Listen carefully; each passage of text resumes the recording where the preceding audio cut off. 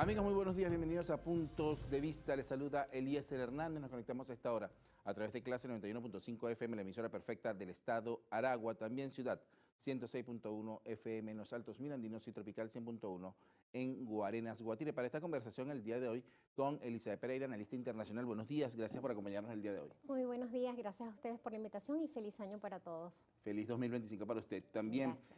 queremos iniciar esta conversación con los temas que recientemente tienen que ver con nuestro país y es esta ruptura de relaciones con algunos países de Latinoamérica principalmente, que han pretendido acompañar al candidato que no obtuvo el triunfo el 28 de julio y que pretende juramentarse el próximo 10 de enero. Según sus palabras, él llegará a Venezuela, pero acá tiene un proceso judicial abierto que le impide incluso pisar nuestro país. ¿Qué se ve en este momento desde el punto de vista internacional a Venezuela con todo lo que está ocurriendo? Bueno, lo primero que hay que decir que esto es una respuesta legítima y soberana de Venezuela frente a lo que ha venido siendo una agresión reiterada. En el caso de Paraguay han habido varios pronunciamientos altamente injerencistas, altamente, digamos, irrespetuosos para con la voluntad y para con el resultado de las elecciones venezolanas, ¿no? Y además de eso, pues eso se une al tema del desconocimiento institucional, algo que para cualquier país, no solamente para Venezuela, para cualquier país es realmente, digamos, sinónimo de una afrenta directa. Eso le ha valido, por supuesto, el comunicado emitido el día de ayer por la Cancillería y ha significado entonces, de acuerdo, ¿verdad?, al artículo 23 de la Convención de Viena, que pues bajo su legítimo derecho pueda entonces, digamos, poner fin temporalmente a esas relaciones, ¿no?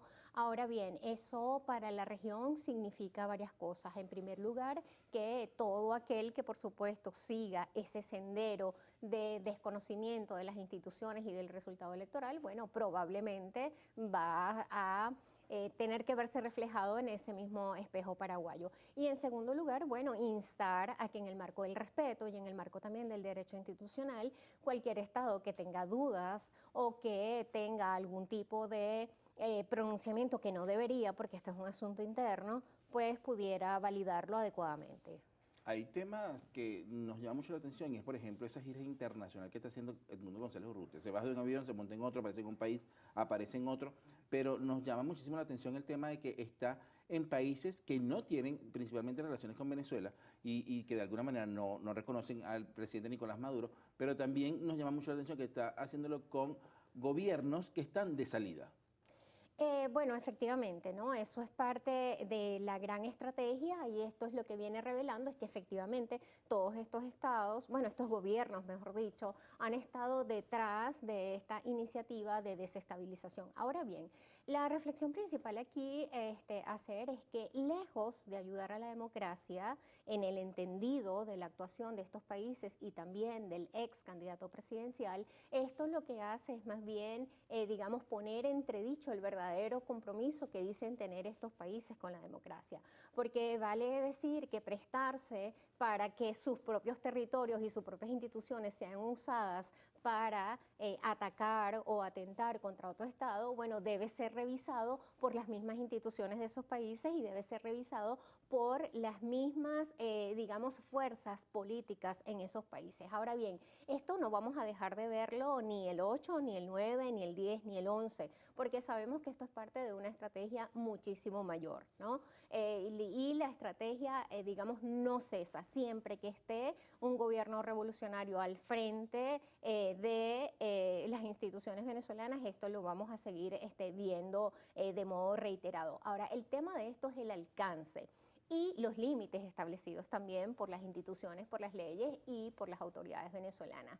¿Qué ocurrirá en el caso de que se transgredan los límites establecidos legalmente y también internacionalmente, ¿no? Porque esto de ir o de decir deportivamente que entramos y salimos para hacer uso de, digamos, o de la toma de posesión o de la juramentación o como quiera que se llame, así de la nada, pues automáticamente todos sabemos y entendemos que es un delito y que está desajustado al contexto legal y también al contexto político, ¿no? Entonces, bueno, vale decir cómo están eligiendo entonces los países de la región presentarse frente a esta situación. Yo creo que es desafortunado el rol que han tenido no solamente estos dos países bajo la coyuntura de la ruptura del día de ayer, que son Chile y Paraguay, sino los anteriores, ¿no? Y la lógica sigue siendo la misma, la falta de digamos, de respeto hacia las instituciones venezolanas, ¿no? Y además pronunciamientos que no vienen al lugar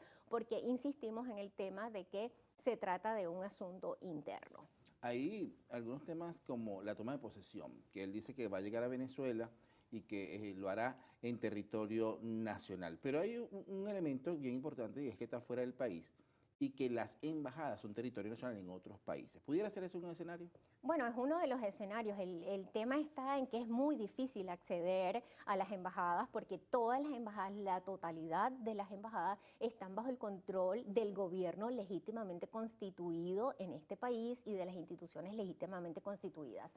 Vale acotar entonces que las embajadas, en el caso de Venezuela, son órganos desconcentrados del Ministerio del Poder Popular para Relaciones Exteriores, es decir, son parte de la institucionalidad del Estado y que allí operan y allí, digamos, toman fuerza, igual fuerza que en el territorio nacional, las leyes venezolanas. Es decir, que de producirse una situación de esa, bueno, nada, la misma aplicabilidad que tienen las leyes acá en Venezuela la van a tener en la sede de las ¿Y si lo embajadas. hacen uno de estos países con los que ya no hay relaciones, pero que está la sede del gobierno venezolano? Fíjate, esa es una pregunta muy importante porque todas las sedes diplomáticas son inviolables, así lo establece la Convención de Viena. Se supone que como ciudadano venezolano todos tenemos derecho y acceso a las embajadas y a los consulados de Venezuela en el exterior. Lo que sí no podemos hacer es usar las sedes de las embajadas con fines distintos a los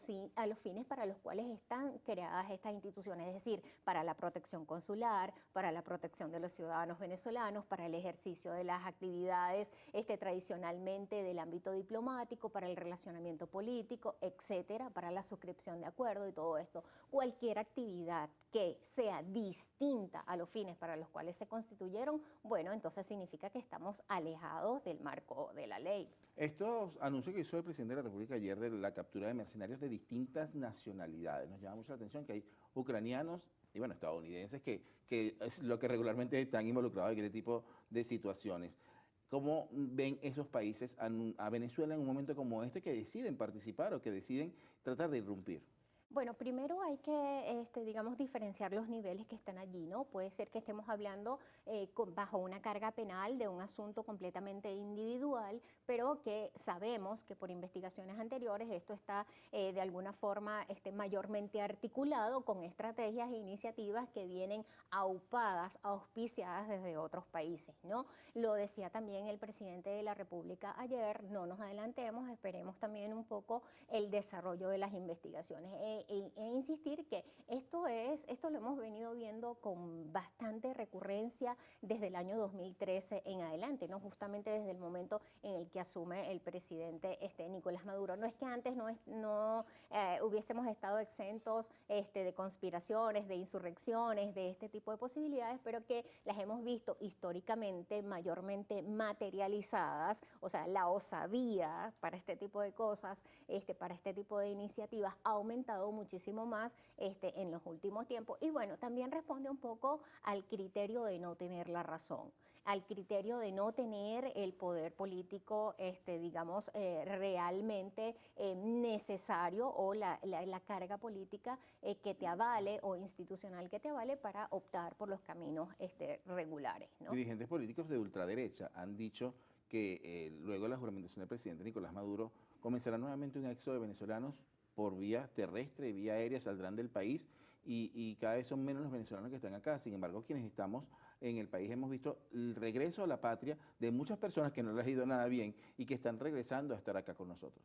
Bueno, lo primero que debemos decir es que ojalá que no, nuestra invitación es a que los venezolanos se mantengan en territorio venezolano, contribuyendo a la recuperación económica, contribuyendo al desarrollo y haciendo las vidas que se merecen y que nos merecemos todos hacer y realizar como venezolanos. Pero lo importante de esto es que siempre tengamos conciencia de que también esto es parte de ese gran libreto, ¿no? Es decir, ¿a quién conviene seguir colocando el tema de Venezuela en la palestra como el gran tema de la migración regional? Bueno, a los que se lucran con estas actividades, a quienes sacan provecho y rédito de estas actividades. Y ya lo venía diciendo también el presidente Donald Trump. Uno de sus principales puntales, lo conversábamos antes de las elecciones, uno de sus principales puntales de su campaña fue el tema de la inmigración, y uno de sus primeros anuncios también tiene que ver con el hecho desafortunado de querer agredir a los venezolanos que pues residen en los Estados Unidos a través de una iniciativa que tiene prevista de deportación, ¿no? Entonces, bueno, allí juega un poco el tema de los derechos humanos, pero también juega un poco, desafortunadamente, el uso de la migración con otros fines. Vamos a hacer una pausa. A regreso seguimos conversando con Elizabeth Pereira. Amigos, esto es Puntos de Vista, ya venimos con más. 7 de la mañana con 49 minutos, estamos de regreso en vivo y directo con esta conversación el día de hoy en Puntos de Vista con Elizabeth Pereira, analista internacional, y nos toca hablar de lo que será en escaso 12 días la toma de posesión de Donald Trump, que si bien ha amenazado muchísimas veces a los venezolanos, debemos recordar que fue él quien presentó a Juan Guaidó ante la Convención de Demócratas y Republicanos. Bueno, mucho que esperar en realidad, ¿no? Pero al ser su propia personalidad de modo tan impredecible, también debemos aguardar por el desarrollo efectivo de su política, ¿no? Hemos visto, por ejemplo, para el caso de Venezuela y para el caso de América Latina en general, algunos anuncios importantes como su representante para asuntos de Venezuela y Corea del Norte y demás asuntos conflictivos que le denominó él mismo al momento de hacer el anuncio, ¿no?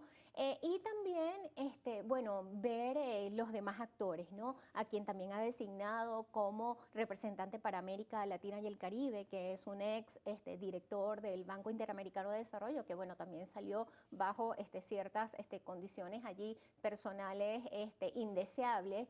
Y sobre todo llegar y mirar varios aspectos. Los aspectos comerciales con el presidente Donald Trump van a ser significativos, especialmente para nosotros, que pues somos un país que aún sigue desafortunadamente bloqueado. Y es todo el tema que tiene que ver con los aranceles y lo que pues él ya ha dicho, que todo aquel que comercie con los BRICS o todo aquel que insista en dejar el uso del dólar como moneda principal, bueno, va a tener que enfrentarse a una serie de cargas arancelarias que lo que hacen es desalentar el comercio, etcétera, encarecer las importaciones y todas estas cuestiones, ¿no?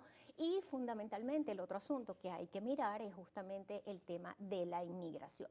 Pero creo que inicialmente, al asumir su mandato, él va a estar un poco más preocupado por otros asuntos, y el principal asunto por el cual él va a estar preocupado es el que le ha alertado el mismo señor Elon Musk, y es que justamente su estado es muy grande, su estado está en dificultades económicas y financieras que ellos tienen que atender inmediatamente. El déficit de los Estados Unidos en este momento es muy importante, junto con, digamos, el resto de las políticas que tienen que regular. Ellos, sobre todo, pensando en los efectos que ha tenido también la guerra de Ucrania en sus propias economías, y además de eso, pues la posibilidad, que también se lo ha dicho a la OTAN, de que no sea Estados Unidos el único que financie tan alta y abiertamente los gastos de la guerra, ¿no? Entonces hay que mirar con detenimiento. Eso, si le unimos el pronunciamiento del tema del Canal de Panamá con lo que ya hemos dicho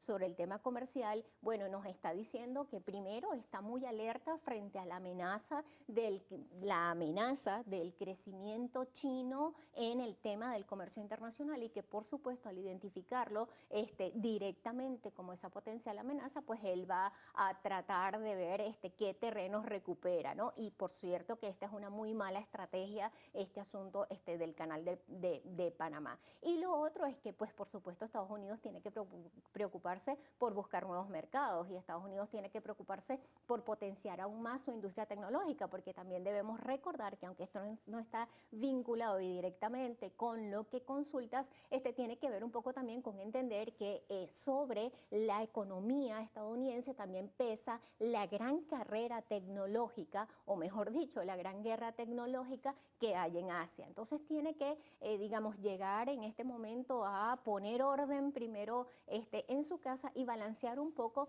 todas las iniciativas de guerra que pues también mantiene, porque recordemos que Estados Unidos también es el principal aliado de Israel en esta desafortunada guerra también con Palestina, y además de esto pues también es el principal financista de la guerra en Europa. Hay un tema que acaba de nombrar que es los BRICS. Recientemente se han integrado nuevos países a los BRICS y Venezuela sigue allí en la espera. Durante este 2025, ¿qué podría pasar con los BRICS?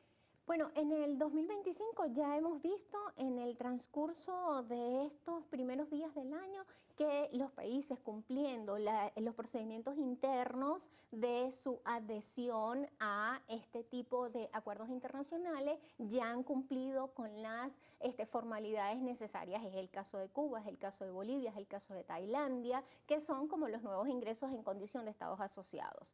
Para el caso de Venezuela, Venezuela deberá seguir insistiendo, ¿verdad? Y a sabiendas de que ya ese estatus de Estado pleno fue suprimido por el BRICS y que ahora va a optar a ese estatus de Estado asociado. Creo que Venezuela va a seguir insistiendo en esto. Recuerda que los tiempos políticos y geopolíticos también son cambiantes y pues a lo largo del año seguramente vamos a estar viendo, digamos, diversas movidas en el gran tablero geopolítico internacional que seguramente podrán favorecer definitivamente el ingreso de Venezuela a los BRICS. Sí, claro que sí. Además, creo que el potencial energético, mineral, humano de Venezuela, pues es muy importante para los BRICS. Su propia ubicación geoestratégica, porque ¿qué ocurre? Acá en la región tenemos solamente a Brasil, Argentina, que declinó,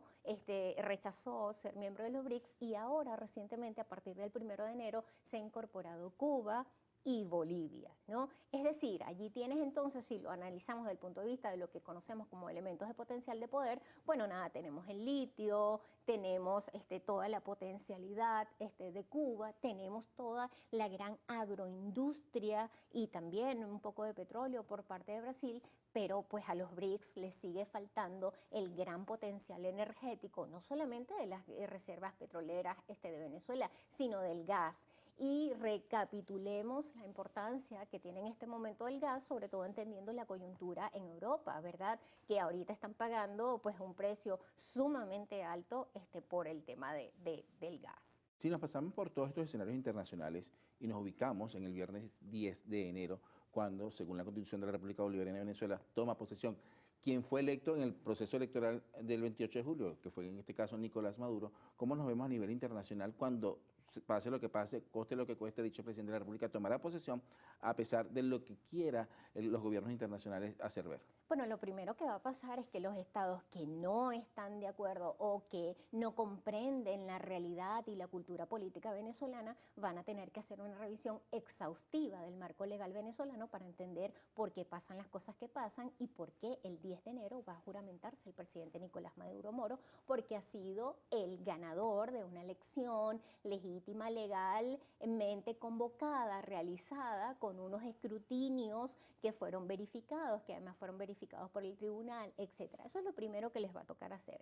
Y lo segundo que va a tocar entonces es, digamos, revisar, ellos tendrán que revisar, me refiero a los más recalcitrantes, tendrán que revisar su postura política frente al resto del escenario. Es decir, porque lo que ocurre en el caso, por ejemplo, de las rupturas de las relaciones diplomáticas es que, bueno, las relaciones diplomáticas se paralizan, pero el resto de los acuerdos siguen vigentes. Ese es el artículo 25 de la Convención de Viena, y el resto de la atención consular sigue vigente. Entonces, bueno, habrá que medir en ese momento, pues, la inconveniencia de las decisiones hasta ahora tomadas. Ahora, esa pregunta es fundamental. Esa pregunta es fundamental para el equilibrio de la región. Nosotros debemos comprender, y estos países, los tibios, los no tan tibios y los altamente contrarios a la postura nacional, tienen que entender que la región, sobre todo en este momento, requiere de una reorganización y de un reordenamiento